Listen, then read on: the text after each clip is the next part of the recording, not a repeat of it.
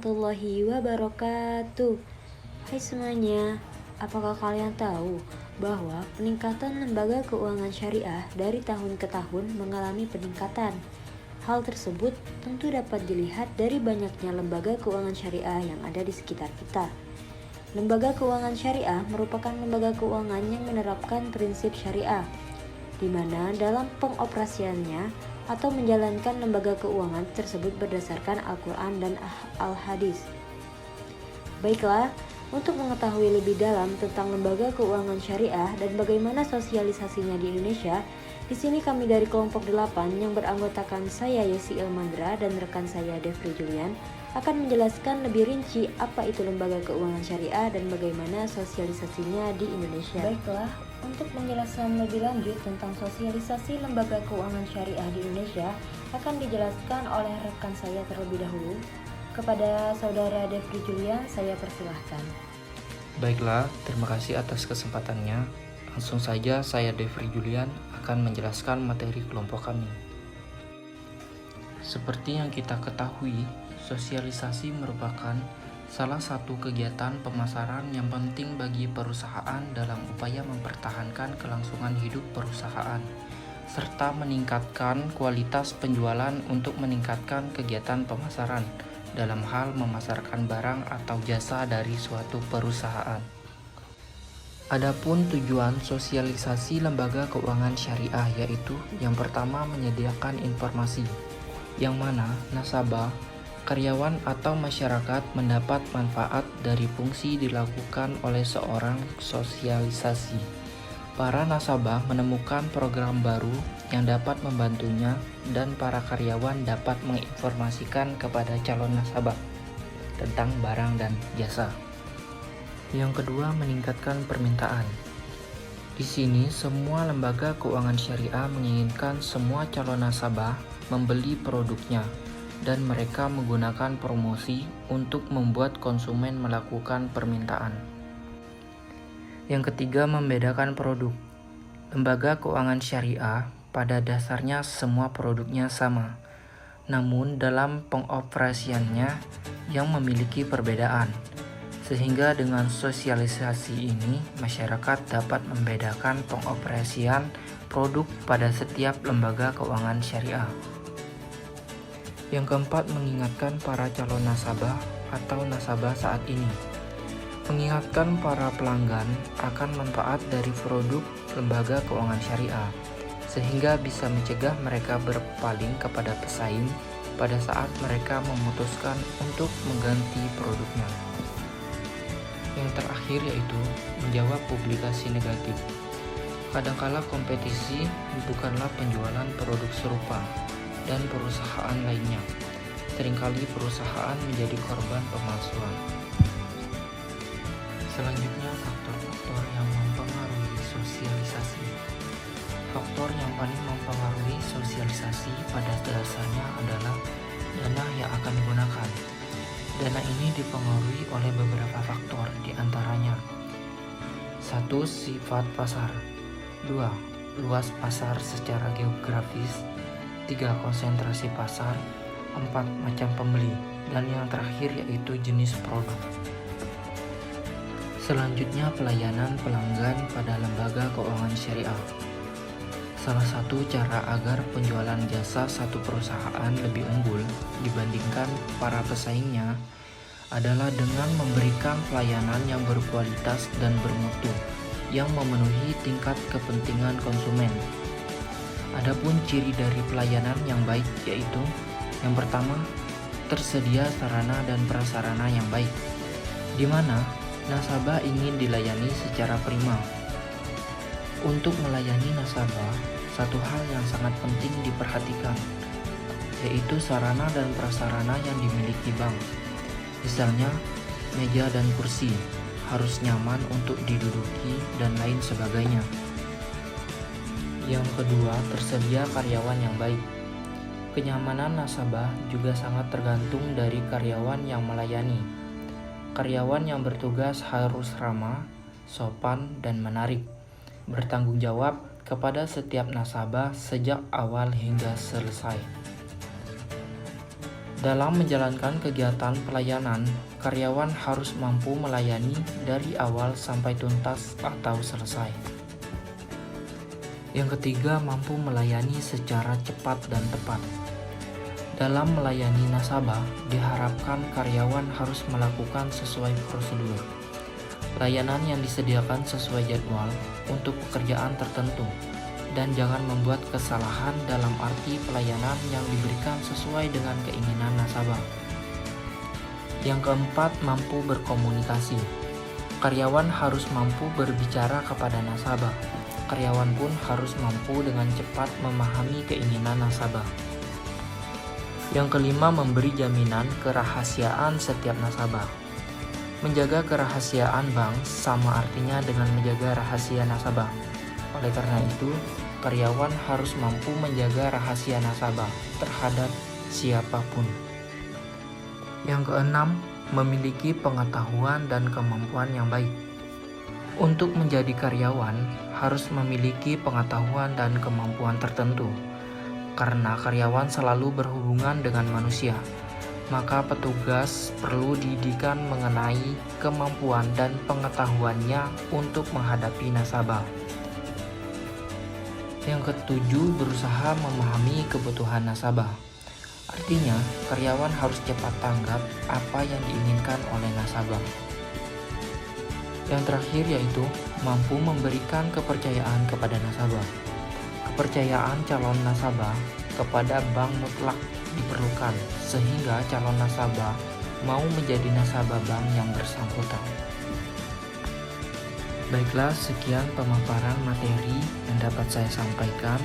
Selanjutnya akan dilanjutkan kepada rekan saya, yaitu Yesi Ilmandra. Kepada Yesi Ilmandra, dipersilakan. Baiklah, terima kasih kepada Saudara Depri. Langsung saja saya akan melanjutkan materi sosialisasi lembaga keuangan syariah ini. Strategi lembaga keuangan syariah. Dalam menjalankan strateginya, lembaga keuangan syariah harus memperhatikan beberapa etika atau prinsip sama seperti dalam pemasaran Islami. Etika atau prinsip tersebut adalah 1. Memiliki kepribadian spiritual. 2. Berperilaku adil dan simpatik. 3. Berlaku adil dalam bisnis. 4. Bersikap melayani dan rendah hati. 5. Menepati janji dan tidak curang. 6. Jujur dan terpercaya. 7. Tidak suka berburuk sangka. 8. Tidak suka menjelek-jelekan. Dan yang ke-9, tidak suka melakukan sogok. Dari etika dan prinsip di atas, maka dapat disebutkan 4 strategi yang dapat dilakukan lembaga keuangan syariah, yaitu yang pertama ada strategi produk. Dalam hal ini, yaitu menetapkan cara dan menyediakan produk yang tepat bagi pasar yang dituju, sehingga dapat memuaskan konsumen dan sekaligus dapat meningkatkan keuntungan perusahaan dalam jangka panjang dan juga menjadi kemaslahatan bagi semua masyarakat. Pemilihan jenis produk yang akan dihasilkan dan dipasarkan akan menentukan kegiatan promosi yang dibutuhkan serta penentuan harga serta cara penyalurannya. Yang keempat ada strategi promosi. Suatu produk bagaimanapun manfaatnya, jika tidak dikenal konsumen, maka produk tersebut tidak akan diketahui dan bermanfaat bagi konsumen. Oleh karena itu, perusahaan harus melakukan cara agar konsumen dapat mengetahui produk perusahaan tersebut, serta berusaha mempengaruhi konsumen untuk dapat menciptakan permintaan atas produk tersebut, kemudian dipelihara dan dikembangkan. Usaha tersebut dapat dilakukan dengan melakukan rangkaian kegiatan promosi sebagai salah satu acuan pemasaran. Kegiatan promosi atau sosialisasi dilakukan sejalan dengan rencana pemasaran secara keseluruhan serta direncanakan akan diarahkan dan dikendalikan dengan baik. Diharapkan akan dapat berperan secara baik dalam meningkatkan penjualan dan market share. Sosialisasi juga terdiri dari 5 perangkat utama antara lain.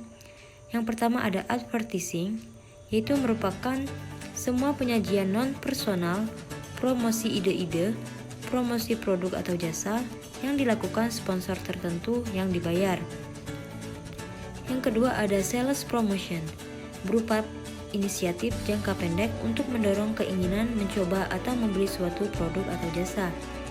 Yang ketiga ada personal, interaksi langsung dengan calon pembeli atau lebih untuk melakukan presentasi, menjawab langsung dan menerima pesanan.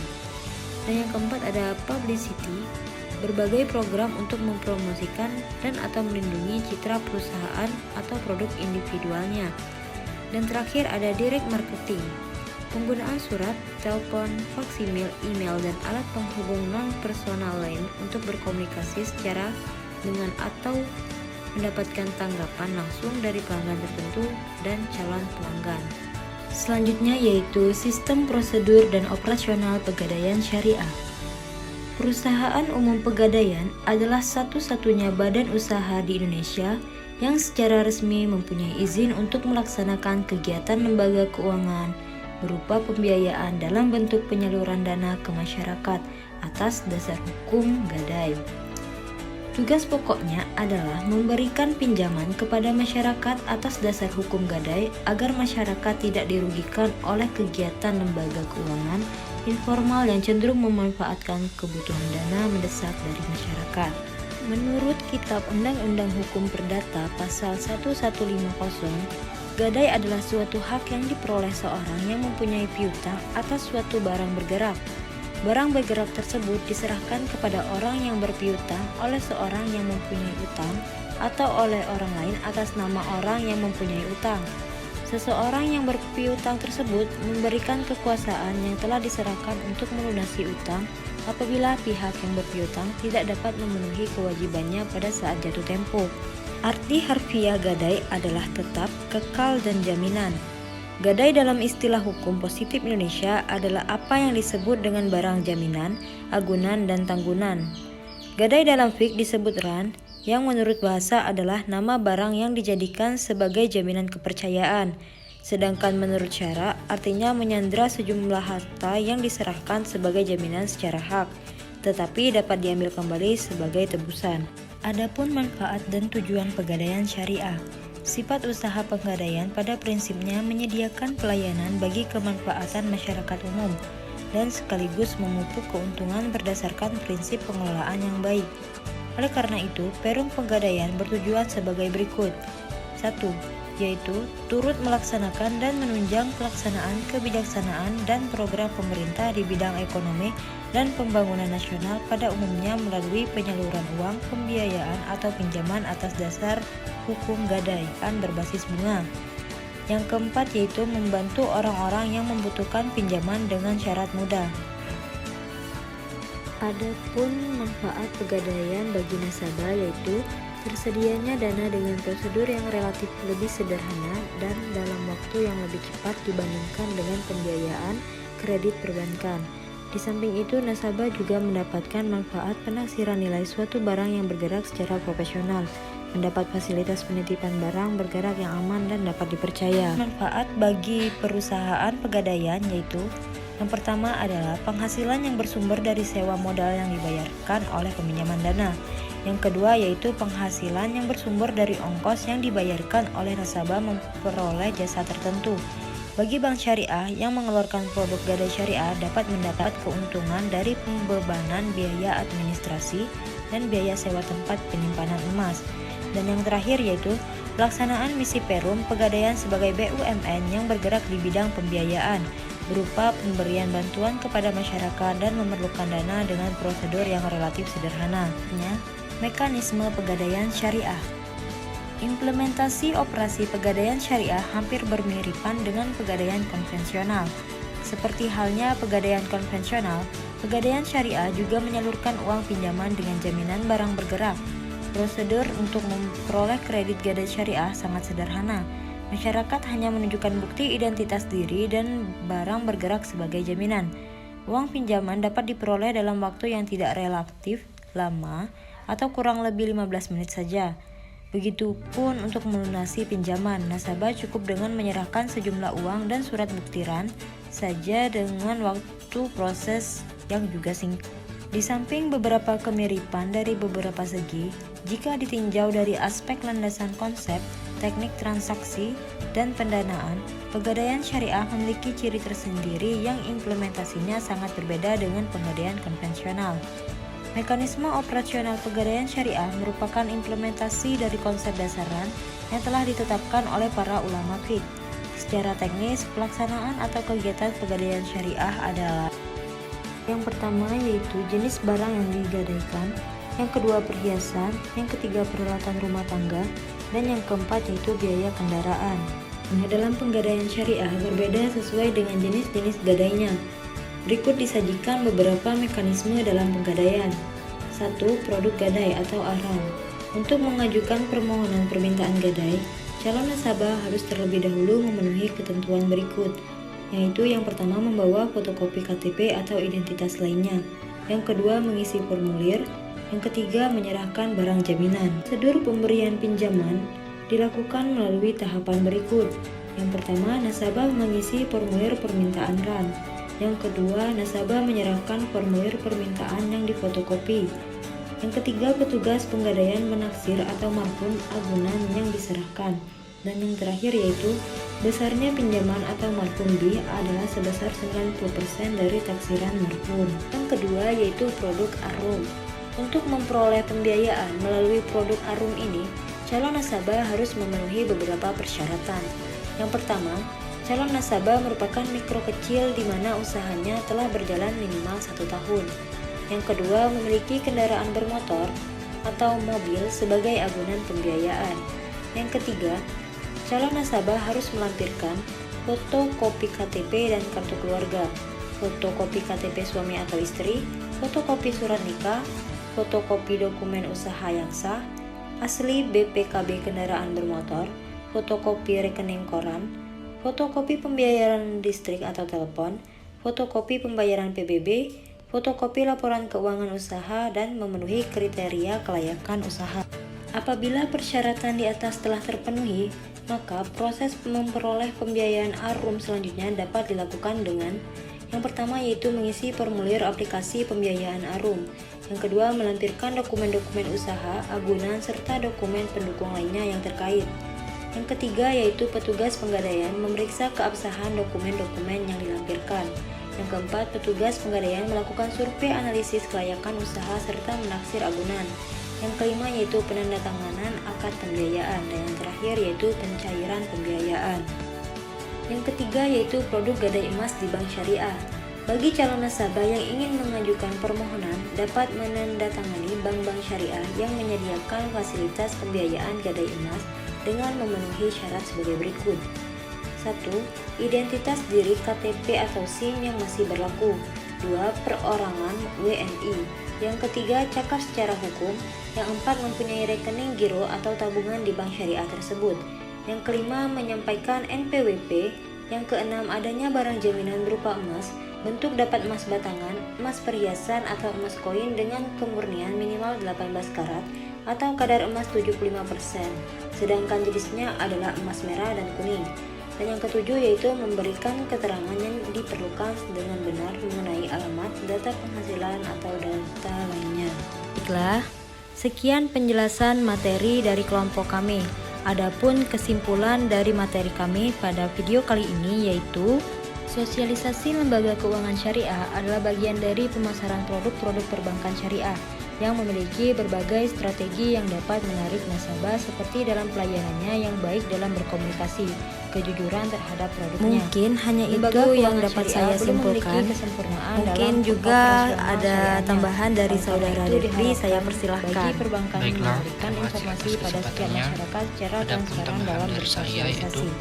Dalam menjalankan usahanya, penggadaian syariah atau penggadaian Islam adalah suatu sistem pergadaian yang dikembangkan berdasarkan syariat Islam dan memberikan keamanan bagi semua penabung dan pemegang deposito bahwa dananya tidak akan hilang begitu saja jika nasabah peminjam ingkar janji karena ada suatu aset atau barang yang dipegang oleh bank.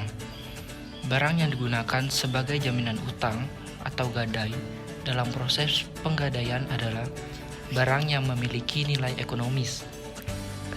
Risiko yang didapatkan dalam proses penggadaian adalah penurunan nilai aset yang ditahan atau rusaknya barang yang digadaikan. Mungkin sekian kesimpulan yang dapat saya sampaikan. Kurang lebih saya mohon maaf. Sekian, terima kasih. Baiklah, sekian penyampaian materi dari kami berdua. Jika ada salah kami mohon maaf, kepada Allah kami mohon ampun.